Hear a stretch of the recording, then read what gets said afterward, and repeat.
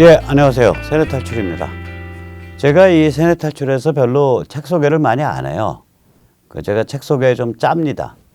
그래서 한번 소개했던 책이 홍지수 님이 번역하신 셰일 혁명과 미국 없는 세계, 그 책을 한번 이제 소개를 해드렸고요. 그 다음에 오늘 또 하나 소개해드리려고 합니다. 이 책이야말로 정말 전 국민이 다 읽어야 되지 않나 그렇게 생각이 됩니다. 한번 보시죠. 반일 종족주의죠. 이승만 학당을 하시는 서울대의 이제 석학 이영훈 교수님을 필두로 그분이 이끄시는 낙성대 연구소 분들, 김낙년, 또 김용삼, 주익종, 정안기, 이우연 이런 분들이 이 책을 공저했습니다. 그러니까 편저자들이죠. 이 책은 한국인의 반일 신화를 맹렬하고 정확하게 해부하고 있습니다. 용감한 책입니다. 이 처음에 들어가자마자 조정래의 베스트셀러 아리랑을 묵사발을 내고 들어갑니다.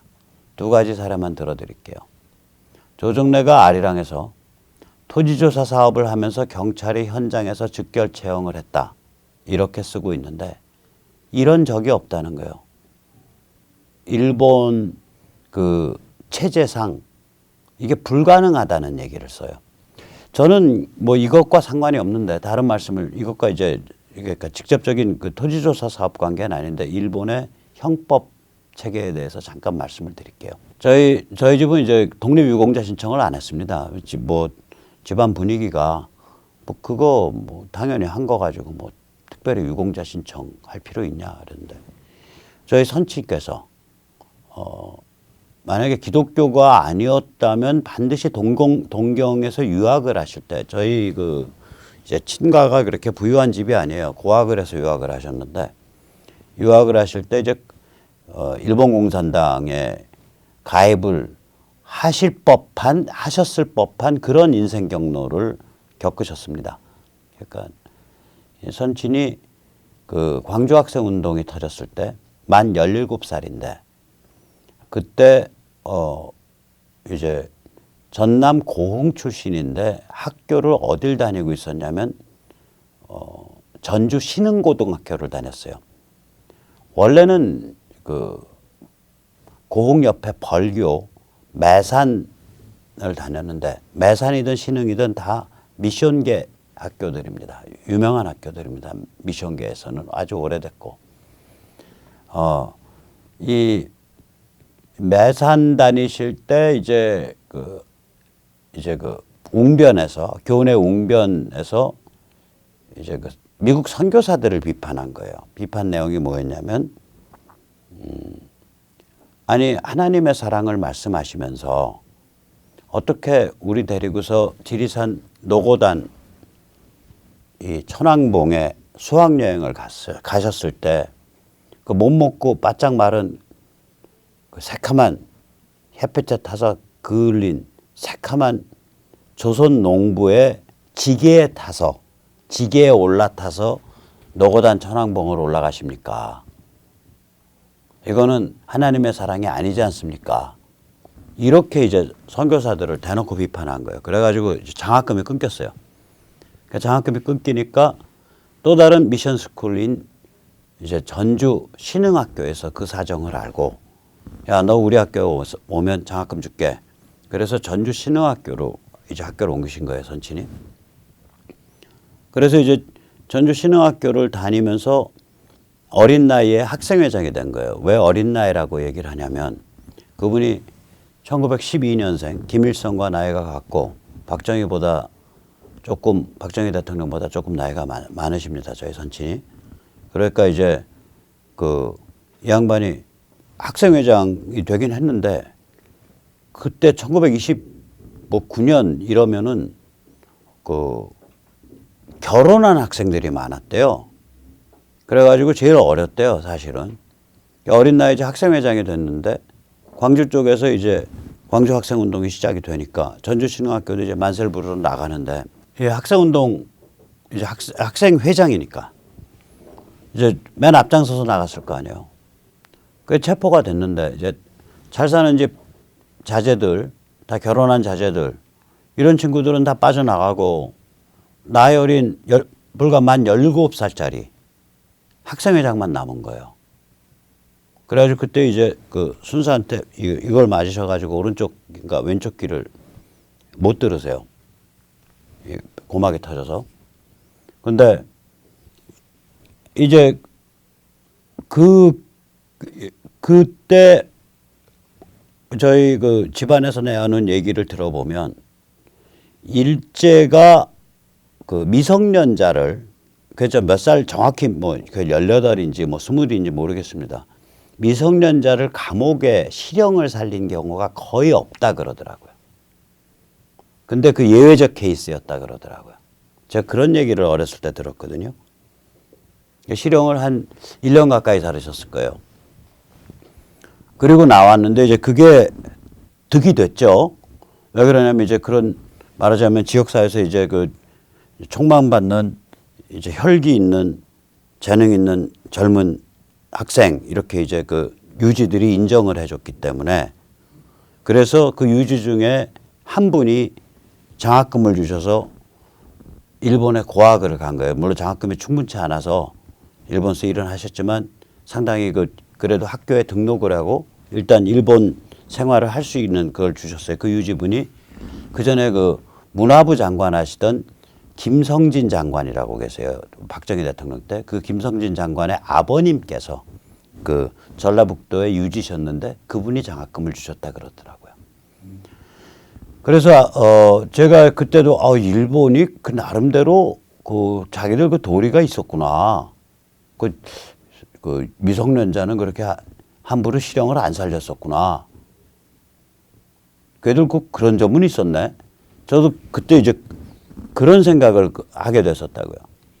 제가 그런 관점에서 조정래 같이 경찰이 임의로 사람을 현장에서 체포해서 즉결 처형한다. 뭐 그게 예를 들어서 그 무슨 시위 부대를 진압하는 그런 과정도 아니고 그럼 이건 있을 수 없는 일이다. 저도 그렇게 생각을 합니다. 그거부터 빵 까고 들어가요. 두 번째 뭘 까고 들어가냐. 지금 쿠릴 열도 지금은 러시아 영해인데 거기 지시마 열도에서 이제 징용 그 노동을 하던 한국인이 한 1000명이 집단 학살당했다. 저런 그 스토리가 이제 아리랑에 나오는데 그런 일 없었다는 거예요. 그러니까 저 수백만 독자가 읽은 저기에 보면 300만 독자가 읽었다고 주장하는데 수백만 독자가 읽은 혹은 수십만 독자가 읽은 저 베스트셀러가 실제로는 거짓 역사, 만들어낸 신화죠.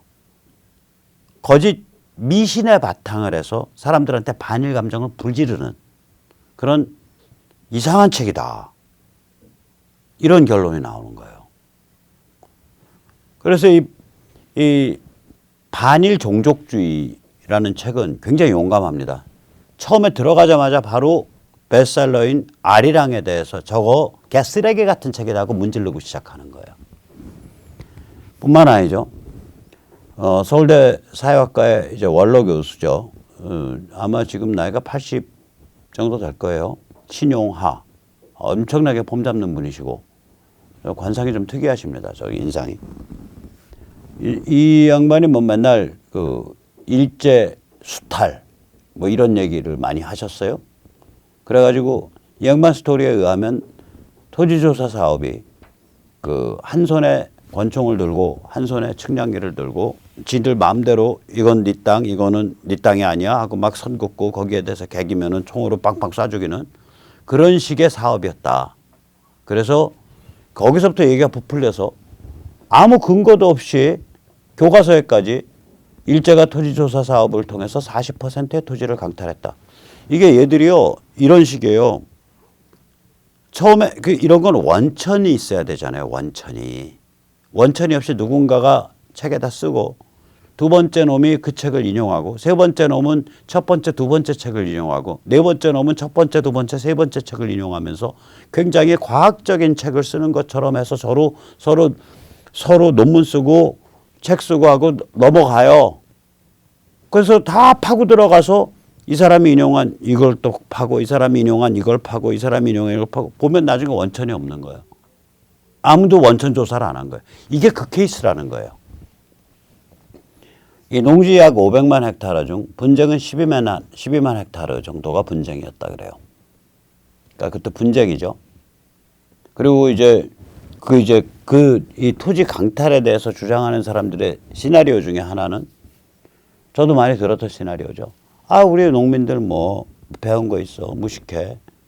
없으니까 무식하지. 그러니까 신고하라 그랬는데 신고 못하면 너 신고 안 했으니까 네 땅 아니야. 그래서 땅을 뺏었다. 근데 이 책에서는 뭐라고 얘기하냐? 그 반일 종족주의에서는. 아니, 이시조선 때, 저는 2조라 그래요. 조선, 무슨 조선이야. 2조지. 지들이 나라 팔아먹은 놈들인데. 2조 때, 이간의 조선. 2조 때 3년마다 호적을 신고했다는 거예요. 모든 사람들이. 그러니까 관에, 국가기관에 뭘 신고한다는 게 낯설지 않은 행위다. 더욱이 중요한 반론을 하나 제기합니다.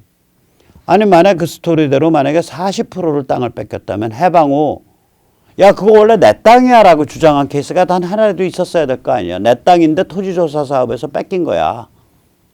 불과 36년 전이니까. 없었다 이거예요. 그것도 없었다.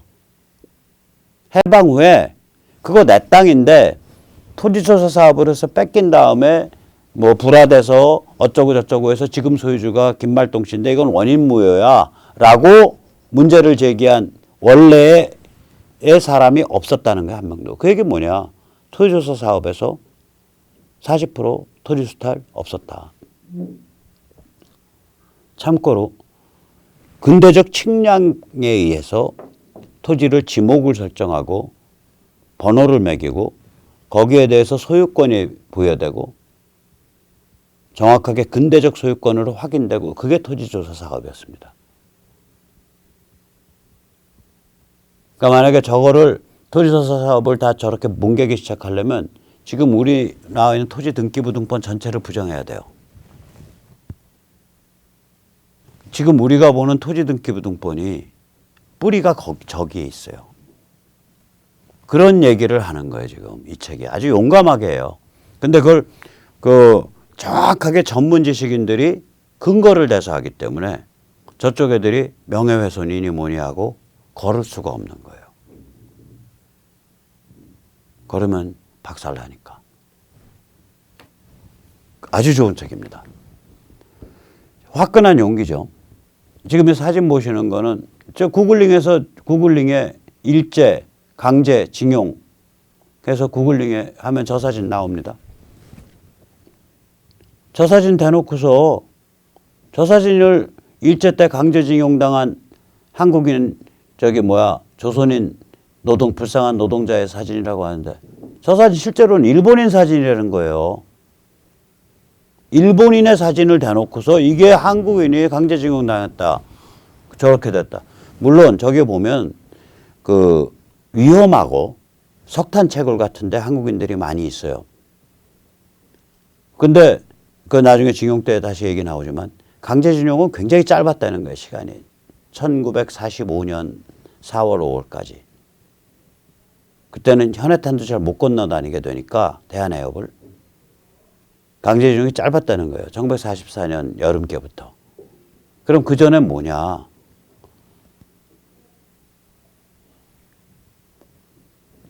잘 사정을 알고 돈을 많이 준다 그러니까 가서 일을 하러 갔거나 혹은 속아서 아주 험악한 환경에 갔거나 이 석탄 채굴 이런 데 이 한국인 노동자들이 이제 자원한 노동자들이 상당히 많았다는데 석탄 채굴 이런데 그 뭐냐면 페이가 좋으니까 하나하나 보시죠. 쌀 수탈과 수출인데 생산성이 2배 증대 이게 쌀 수탈이 아니라 수출이었다는 거예요. 그래서 동아일보 기사를 인용을 하는데 동아일보 기사에 그 당시 일제 때 그러니까 동아일보 잘 들으세요. 반일파리만 하지 마시고 당신네 신문에 있던 기사야. 거기 보면 뭐냐. 기사의 기본 내용이 뭐예요? 인용된 기사의 기본 내용이 이거예요. 일제가 그러니까 쌀 증산 정책을 펴서 그게 대성공을 거둬서 쌀이 어마무시하게 증산이 돼서 그게 일본으로 수출이 되니까 일본의 농민들이 생활고의 도탄에 이르렀다. 그래서 조선으로부터의 쌀 수입을 막을 것을 혹은 제한할 것을 지금 일본 당국이 검토하고 있는데 너희 그러면 안 된다. 조선으로부터 쌀 수출 활발하게 해야 된다. 어차피 너희가 저기 증산한 거 아니냐. 이러고서 써놨어요. 그러니까 쌀 수출이었다는 거예요.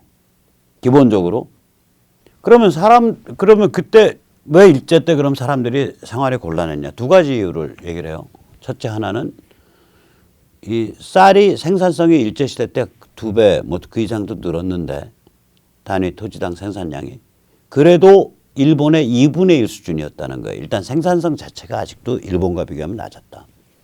또한 여분 쌀, 저게 자가를 자사라 그랬네요. 자기 집에서 소비하는 이외의 쌀, 저거 이제 시장에 내다 팔 거 아니에요. 그럼 그거 수집돼 갖고 일본으로 이제 많이들 나가는 건데 여분 쌀의 50%를 지주 그리고 약간의 자작농들이 독점하고 있었다. 그러니까 소작농한테는 여분 쌀이 거의 없다는 거죠. 수많은 소작농들은 여분 쌀이 없었다. 그냥 간신히 한 해 농사지어서 한 해 먹고 넘어가고 한 해 농사지어서 한 해 먹고 넘어가고. 그 다음에 이제 이 책에서 또 다루는 건 아까 그 사진에서도 얘기했듯이 징용인가 취업인가예요. 또 징용자의 급여. 예를 들어서 이런 걸 얘기를 한다고요.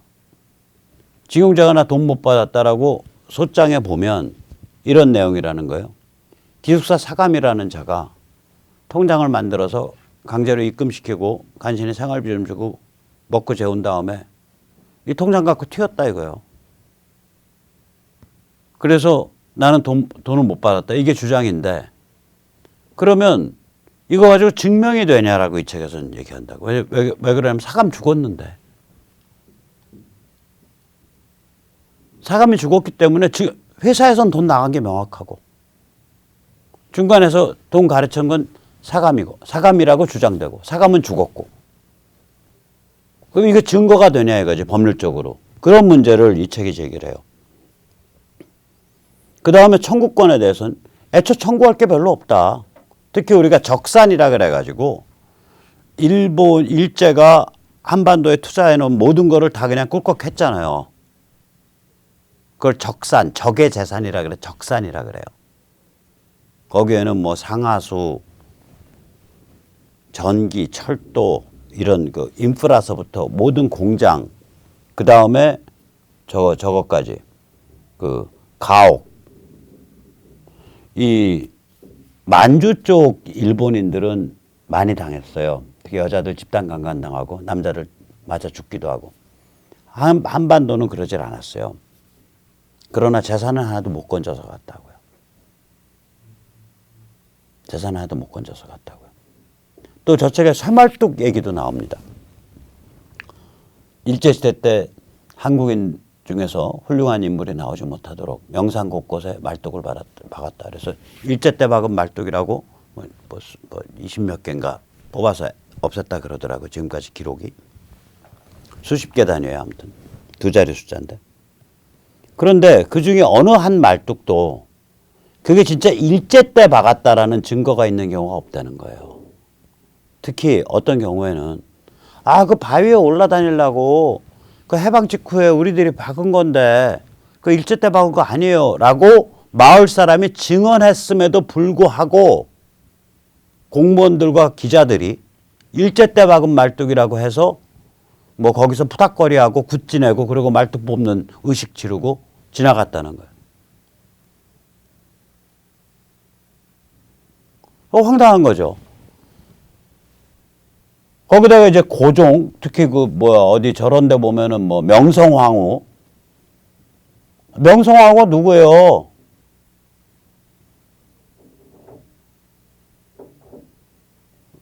러시아 기웃거린 여자 아니야. 동학대 1894년에 천군과 일군 불러들인 사람들이잖아.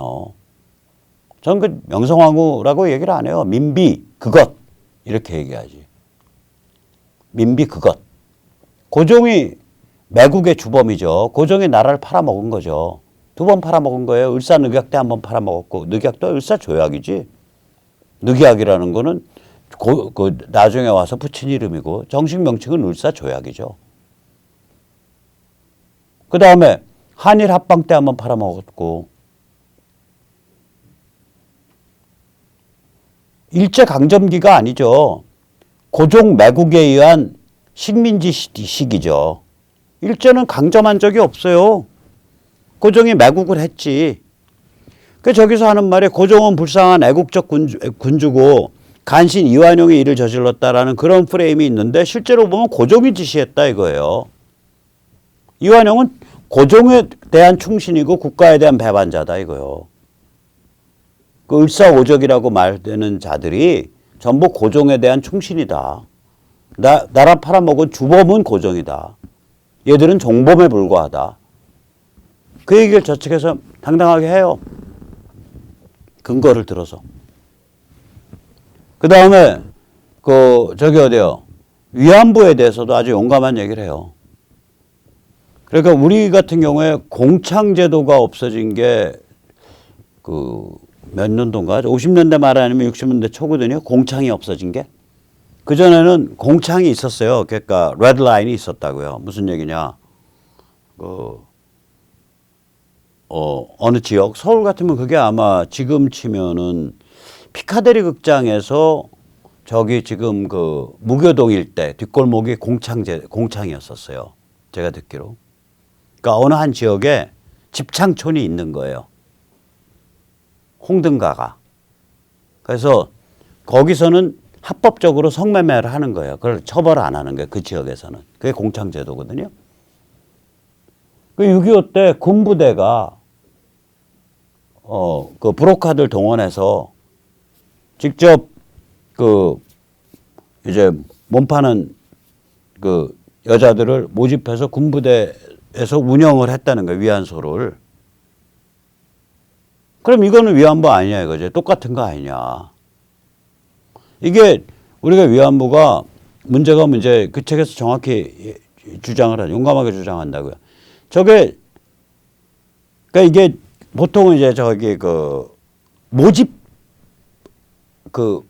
핀프가 있잖아요.